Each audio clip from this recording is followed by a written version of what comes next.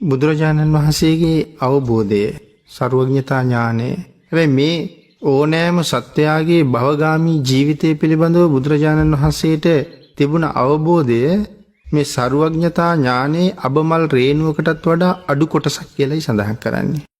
සර්වඥතා ඥානය ඊට වඩා විශාලයි.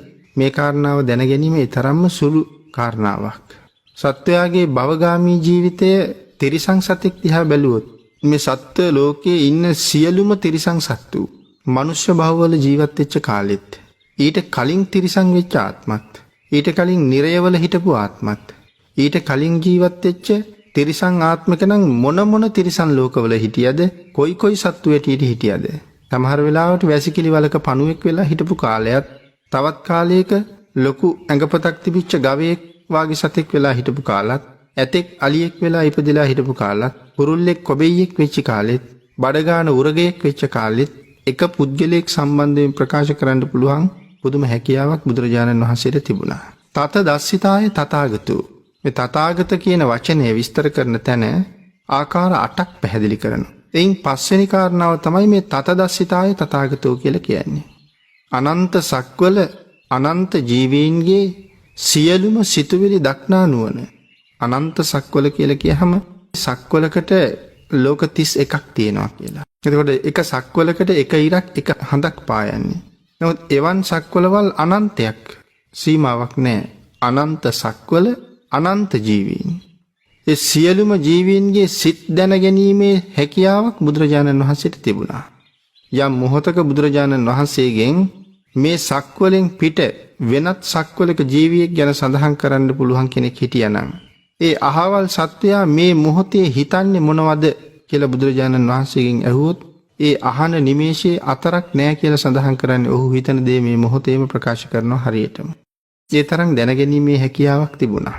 එතකොට මේ භවයෙන් වැසුණු ලෝකය දැන් අද අපි දන්නේ ගියාත්මේ මං කොහොම ජීවත් වුණාද?